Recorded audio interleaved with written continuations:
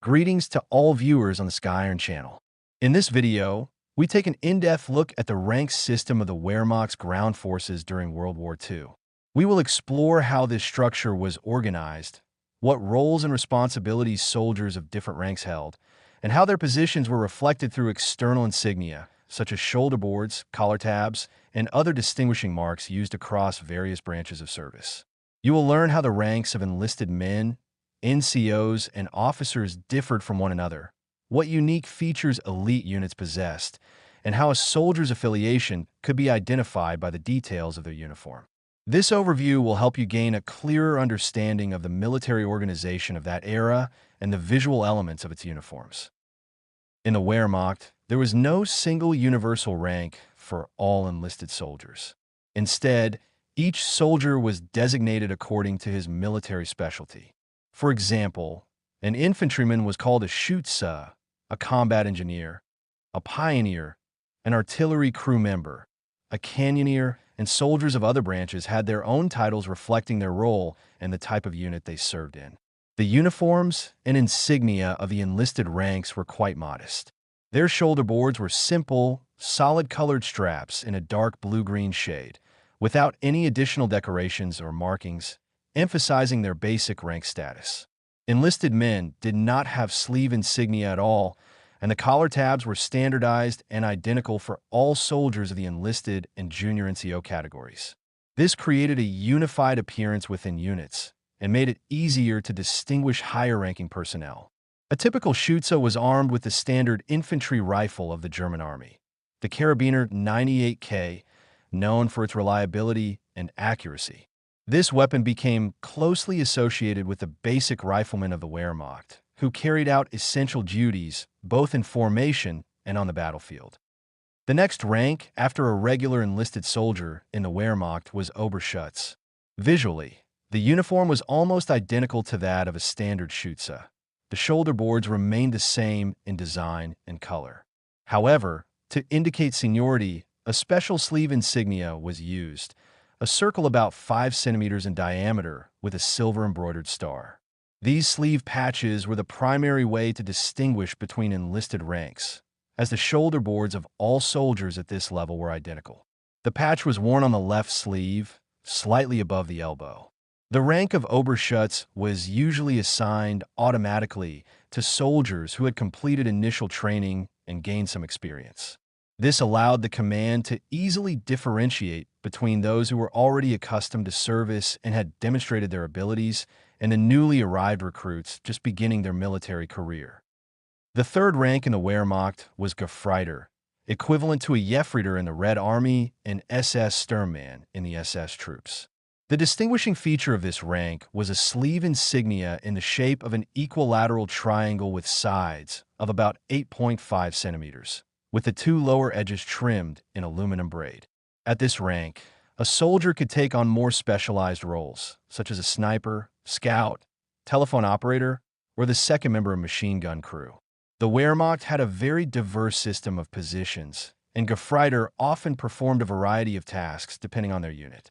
A soldier with 6 years of service earned the right to add a silver star to the sleeve insignia, indicating experience.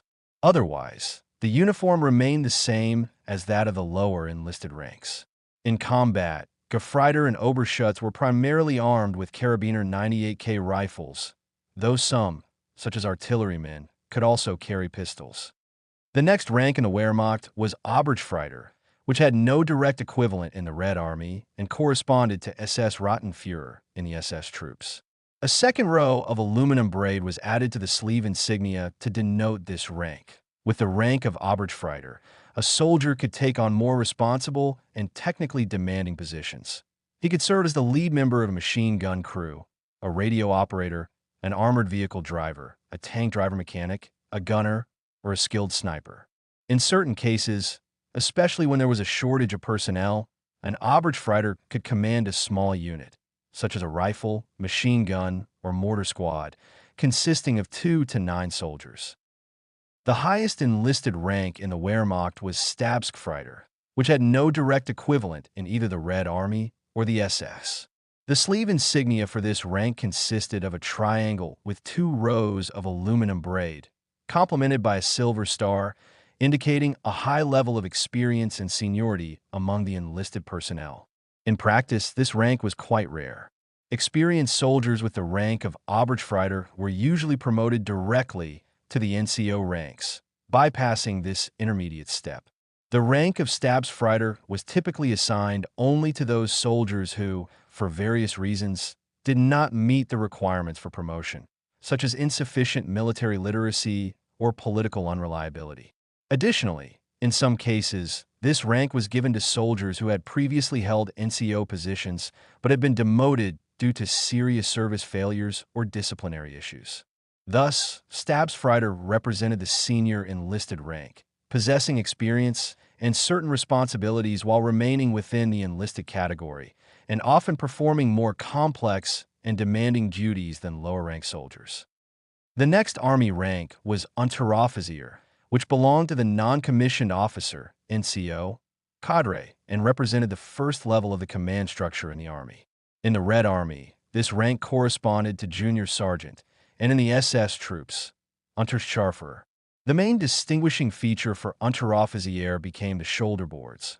While the sleeve insignia typical for enlisted ranks were no longer used, a distinctive feature of the Unteroffizier uniform was the collar patches, located at the front and bottom of the collar, which were edged with silver braid. This design was characteristic of the entire NCO Corps. The shoulder boards were the same size and base color as those of enlisted soldiers, but they were trimmed with aluminum braid on all sides except the bottom, visually highlighting the soldier's status and distinguishing Unteroffizier from the regular ranks. Depending on their position, an Unteroffizier could be armed with either an MP-40 submachine gun or the standard Karabiner 98K rifle. This rank granted the authority to command a rifle squad of approximately 10 men, or a full tank crew in the armored forces. In addition to combat leadership, Unteroffizier often acted as mentors and instructors for junior soldiers, training them in combat tactics, weapon handling, and battlefield skills, making them a crucial link between the command staff and the enlisted ranks. The 7th rank in the Wehrmacht was Unterfeldwebel, which corresponded to the rank of sergeant in the Red Army and Scharfer in the SS troops. This rank denoted a senior non-commissioned officer and represented an important step in the command hierarchy. The shoulder boards of an Unterfeldwebel were trimmed with aluminum braid on all sides, visually distinguishing them from junior NCOs and emphasizing the experience and responsibility of the holder. The armament and number of subordinate soldiers for an Unterfeldwebel were the same as for a regular NCO, so the primary duties remained similar, commanding a rifle squad of approximately 10 men or overseeing specific technical and combat tasks in armored and mechanized units. A distinguishing feature of the Feldwebel shoulder boards was the appearance of the first silver star, symbolizing increased seniority. The equivalent rank in the Red Army was senior sergeant, and in the SS troops, Oberscharfer. Feldwebels were typically armed with an MP-40 submachine gun, enabling them to effectively engage in frontline combat and participate directly in operations. In cases of personnel shortages, they could temporarily command a rifle platoon of up to 49 soldiers, coordinating the actions of subordinates and ensuring the completion of combat missions. More often, they served as deputy platoon commanders, assisting in managing the unit, maintaining discipline, training junior soldiers, and overseeing combat readiness, making them a key figure in the command structure of small units. A Feldwebel wears the first silver star on his shoulder boards, emphasizing his status as one of the most experienced and reliable non-commissioned officers in the Wehrmacht. In the Red Army, the roughly equivalent rank was senior sergeant, while in the SS, the comparable rank was Oberscharfer. Feldwebels were typically armed with the MP-40 submachine gun, reflecting their role as junior leaders who needed a maneuverable weapon to effectively command their unit in combat. Although the primary duty of a Feldwebel was to serve as the deputy commander of a rifle platoon, in situations where junior officers were lacking, he could take on the full responsibility of a platoon leader commanding a rifle unit of about 49 soldiers.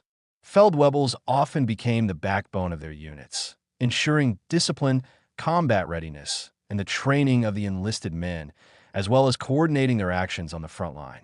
Thanks to their experience and authority, they played a crucial role in daily military life and in combat operations, acting as an essential link between the officers and the rank-and-file soldiers. The next rank in the Wehrmacht hierarchy was Oberfeldwebel, a position of considerable importance within the corps of senior non-commissioned officers. It stood on the same level as a Starschina in the Red Army, while in the SS, its closest equivalent was the SS Hauptscharführer. Soldiers who held this rank usually had many years of service behind them and were known for their discipline, reliability, and ability to lead and organize personnel. They formed a crucial link between the enlisted men and the officer corps, often taking on responsibilities that required both experience and authority. The shoulder boards of an Oberfeldwebel preserve the same color pattern and style characteristic of the Wehrmacht's NCO ranks, but they were distinguished by the presence of two silver stars instead of one. The first star was positioned at the lower end of the shoulder board, while the second was placed at the top near the button. This design made it easy to visually identify the rank in the field and emphasized the Oberfeldwebel seniority over lower-ranking NCOs. In infantry units, an Oberfeldwebel could command a rifle platoon consisting of roughly 49 soldiers, especially in situations where there was a shortage of junior officers. In such cases, he effectively took on the role of a full platoon leader. His standard personal weapon was the MP-40 submachine gun, which provided good mobility and allowed him to coordinate and direct the actions of his platoon during combat. In armored units, the duties of an Oberfeldwebel could be expanded depending on personnel shortages. He could be placed in command of a tank half-platoon, typically composed of 2 tanks and 9 crew members or support personnel. In tank formations, his personal weapon was usually a pistol, which was more practical inside the confined space of an armored vehicle. Overall, the Oberfeldwebel was one of the most significant non-commissioned ranks in the Wehrmacht, an experienced leader capable of replacing a junior officer when needed, commanding troops in battle, and ensuring discipline and operational effectiveness both during combat and in day-to-day military service. The highest rank among non-commissioned officers in the Wehrmacht was Stabsfeldwebel, roughly equivalent to a Starschina in the Red Army and SS Sturmscharfer in the SS.